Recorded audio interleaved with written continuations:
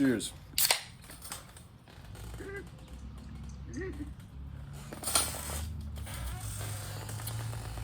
I want to talk about Alcibiades, the debauched man, today. Alcibiades, he was an influential man in Athenian culture. He's kicking around about the same time as Socrates and these really important, influential Greek figures.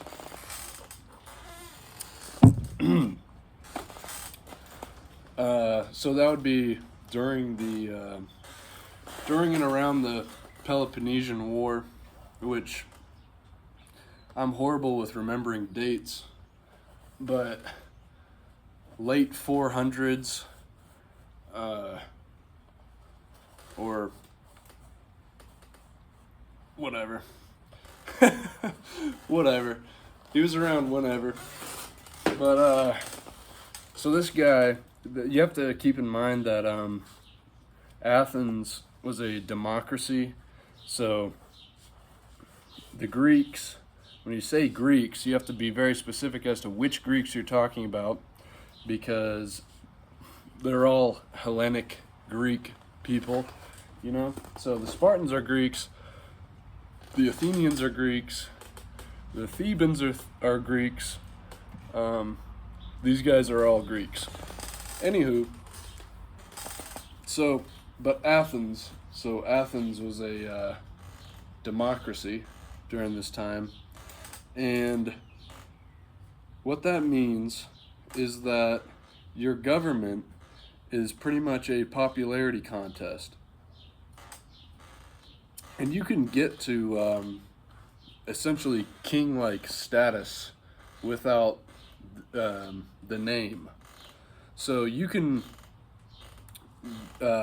reach such heights in the Athenian culture where, money matters, riches, that wealth and status mean a lot, but you can influence what actually gets done in the culture based off of your influence. Am I repeating myself? I don't know. But so that being the case, since what people think of you matters a lot, and if you influence people, you get what you want done. One of the big important people or group of people, trades. I don't know, I wouldn't really call it a trade. Socrates definitely wouldn't call it a trade. He would call it cookery. Is the sophists. So the sophists are rhetoricians for hire. They're kind of like lawyers, but for anything, right? So,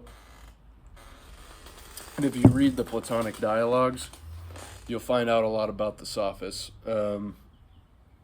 Socrates really did not vibe with these guys because it didn't matter. The truth didn't matter to the sophists. All that mattered was that they got paid, and their art was the art of making the weaker argument the stronger. So whoever's paying for you to talk and make big speeches, they were great orators. Orators.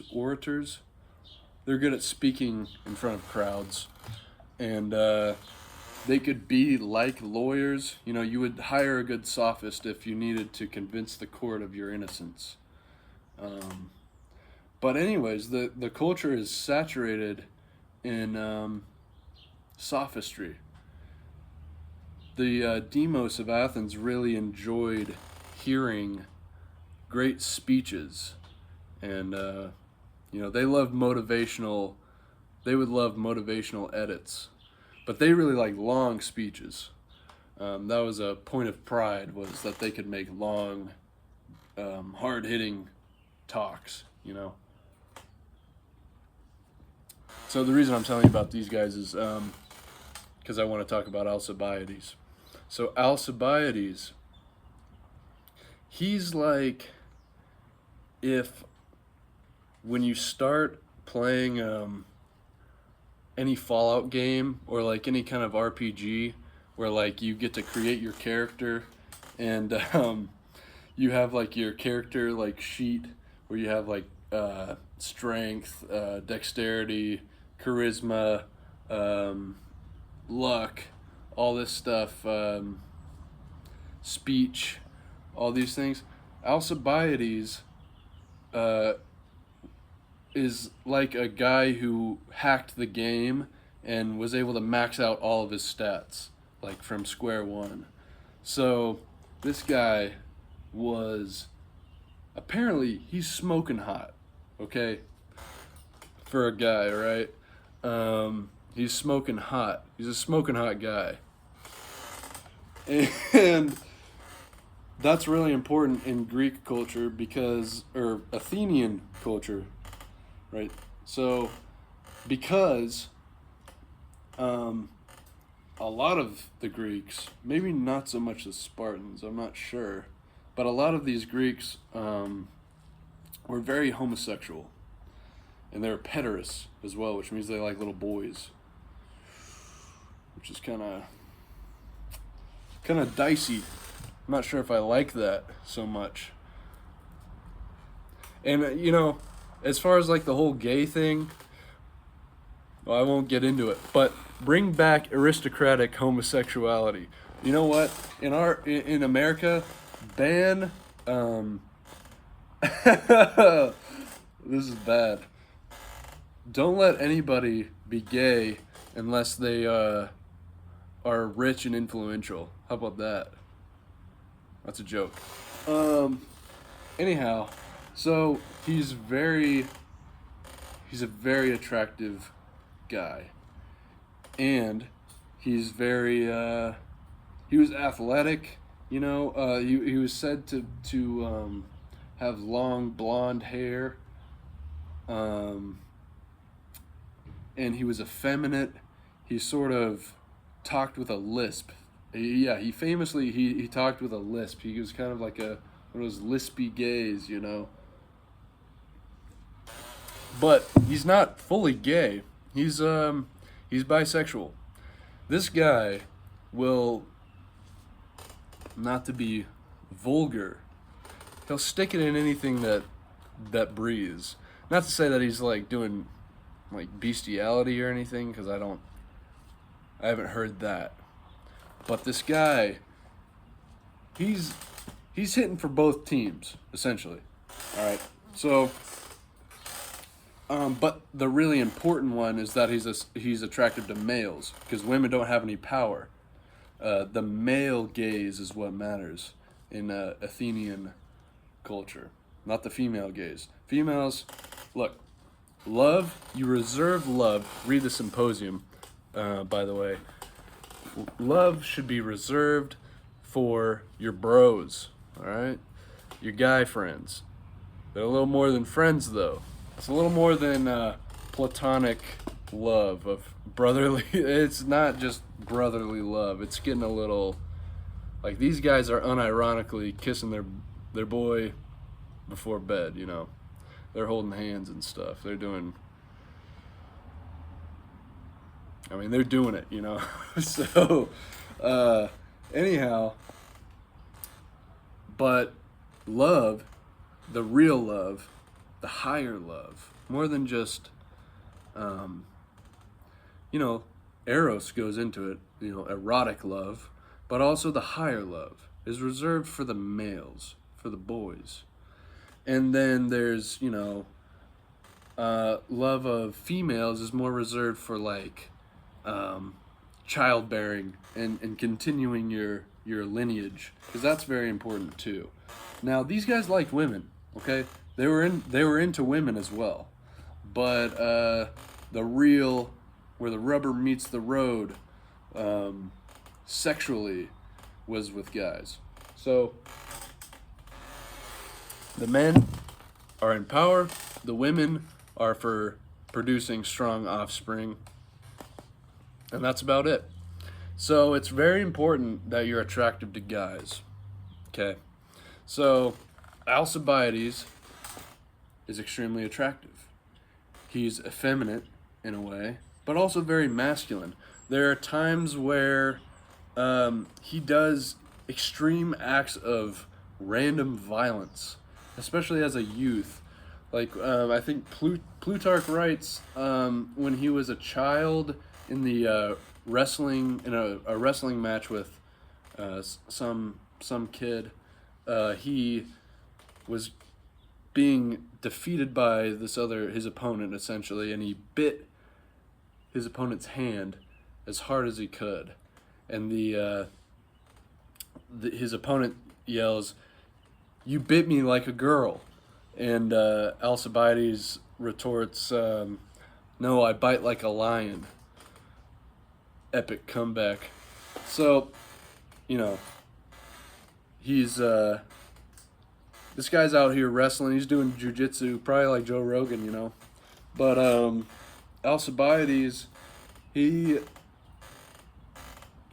has a mix of femininity and masculinity. Like he'll do random acts of violence. Like I was telling my buddy about this today. About this time, there was this statesman or some influential, Aristoi, that him and the boys were kind of, they're jocking, they're giving guff to each other, and they're like, "Hey, I dare you to go up and punch that guy," and Alcibiades just goes up and knocks this dude for no reason, just for a laugh, But this is an important guy that you don't want to play with your reputation like that for just hitting a guy that everybody likes, So he's in trouble for this. Well, Alcibiades goes to the guy's house, and instead of apologizing, he just takes his clothes off and embraces the guy. And who knows what happens after that, right?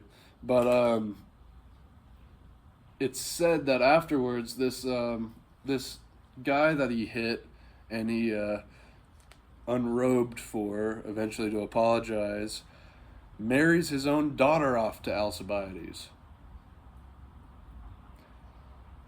This sounds made up. And maybe, you can call into question history, historical sources, yada, yada, yada. But this is, I'm getting this from Plutarch. The main sources I'm getting this from is Plutarch and Thucydides.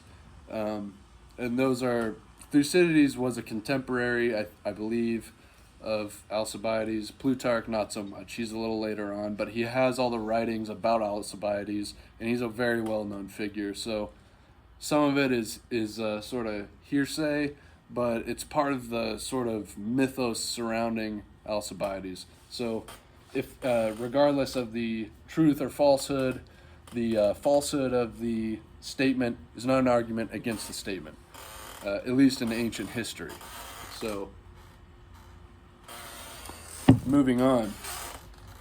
Oh, by the way, about him marrying the guy's daughter, I just remembered Plutarch also says that it may not have been him that sold, but he gives his daughter over to him in marriage. It may have been the guy's son, because his daughter was staying with the son. I'm not sure how all this works. Neither here nor there. But also say that Alcibiades is he's untouchable. How are you going to be... It was like the Will Smith slap. In a way, he just goes and decks this guy, but except for the totally unprovoked, and he gets away with it. Not only does he get away with it, he gets some punani out of the deal, which is just insane. This guy he's looks maxed all the way, but he's also charisma maxed. So he has a way with words. He was trained by the sophists, like I was talking about earlier. The sophists trained this guy. He's trained in the art of rhetoric. He's very educated. He's also a warrior. A warrior. We'll get into this. He allegedly took part in some battles during. So when this is going on is by the way during the Peloponnesian War. I believe the Peloponnesian War was going when he was a youth, and Pericles would have been, like I say, not the king, but he was a very much like a king-like figure in Athens, very much calling a lot of shots. And Alcibiades is deeply connected with Pericles, I believe. I'm not sure. I could be misremembering this, but Plutarch says that he was practically raised by Pericles and some other people that were also extremely influential. So he's very well connected, right? So he has looks, money, status. He's got the big three. Oh yeah, but we're gonna get into him in battle. So he fights, right? And he fights with alongside Socrates. Now, Socrates is sort of the guy that breaks Alcibiades' heart. Socrates and Alcibiades have Alcibiades is sexually attracted to Socrates and wants to have sex with Socrates, okay? But Socrates doesn't feel the same way. Socrates is attracted to Alcibiades, but on a platonic level, allegedly, okay? So Socrates is also much, much smarter than Alcibiades, and he tries to be a good influence on Alcibiades. So if you read the Symposium, he talks about that Alcibiades, when he was in battle with Socrates, they shared a tent in camp, and he convinces Socrates to sleep with him. But that's all that happened. They both fell asleep, or Socrates fell asleep. There was no sexual intercourse. And he said that it was like sleeping with his father, I think. He said something like to that regard. And so Alcibiades has essentially been friend-zoned by Socrates. And he just can't handle that because he's so used to being flattered. He's, like I say, looks, money, status. He's got it all. And Socrates is the one guy that's not playing to him and trying to offer him any kind of pleasure. What Socrates offers Alcibiades is knowledge and wisdom. But you should read the Symposium. It's very good. But anyhow, what are some other things about Alcibiades? Oh, right. So when they were in at battle, him and Socrates, it was common in the day when for lovers to fight alongside one another. So nothing like fighting for your bro that you also are porking on the side, right? disgusting. But no, I mean really though, the morale is you'll fight and die for your lover, right? So you're going to battle with your gay lover, and they went to battle together. This is very gay. I'm talking a lot about gay stuff. I'm not gay. So they're in battle with together, and at one point Alcibiades is injured, and he's about to get murked, and Socrates steps in and he fights like a devil, and he kills all these guys, right? Saves Alcibiades, and apparently they're going to give Socrates a medal or some sort of decoration for this act of valor. But if you know Socrates, he doesn't care about that. He thinks that's all none of that's real. It's a shadow, right? He's not in it for honor at all. So he says, just give him to Alcibiades. And they do. They just gave all the medals to Alcibiades because Socrates he doesn't give a shit about military honors. He's just there to, serve his city and his friend. But, so, Alcibiades is now a decorated war hero and super influential guy, but also not a reliable guy. He goes off. He goes off. He does a lot of out of pocket shit, like even down to just little stuff, like but like he hired this dude to paint his house, and just held him hostage inside his house until he finished. It'd be like me I go to paint somebody's house and I do my 8 hours and I leave, right? Because it takes a couple days to paint a whole house. No, not Alcibiades. Alcibiades says, no, you stay until you finish. And you can only imagine that Alcibiades has a large estate. So he keeps this guy in his house hostage, essentially, until he finishes the job, which is just that's just a random weird whatever. Now, when he really gets wacky is during the Peloponnesian War, there was a brief interlude of peace between the Athenians and the Spartans called the Peace of Nicias. So this guy Nicias eventually comes to brings, how do I say this?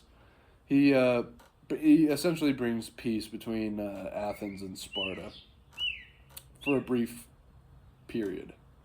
Now, after this has been going on for a while, Alcibiades has to come and ruin the whole thing.